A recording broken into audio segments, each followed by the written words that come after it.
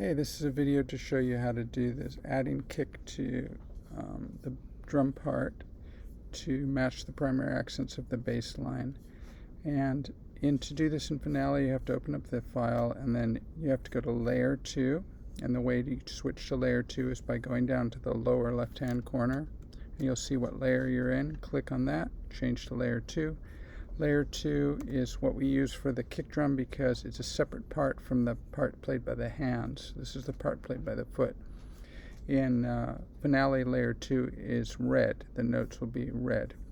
So what you do is you take the notes and you follow the guidelines that when a note is on a downbeat and lasts for more than one beat, it's only the longest note we write is a quarter note. Then we do rests to fill out the rest of the time. Until we encounter a upbeat, which would be only an eighth note. So the longest note you're ever going to write is a quarter note, and on upbeats you're always going to do an eighth note. That's because the kick drum has no sustain. So as you can see here, we're trying to match these notes in the bass.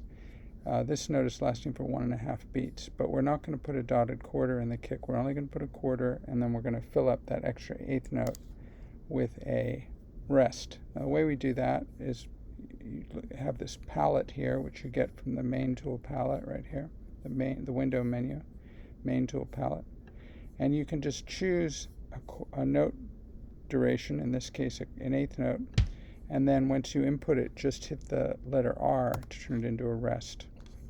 Now it's time to do a kick drum on the end of 2. We do that. There are no ties in the kick drum, so we're not going to tie over the way the bass is. There's no sustain in the kick drum. So now we just need rests for the rest of this measure, but we never write anything longer than a quarter note, so we're actually going to do 2 quarter note rests by putting in a quarter and then hitting R, putting in a quarter and then hitting R. Let's do one more. Remember, now we have our primary accents of an eighth note, a quarter, and an eighth. So the first one's going to be a quarter, an eighth note, so we grab an eighth note, put it right there. Then we need a quarter note, but we don't put quarter notes when they're on an upbeat. Okay, we only put quarter notes when they're on a downbeat. So this is actually going to have to be an eighth note plus an eighth note rest. And then we have another eighth note here. Again, no ties in the kick drum.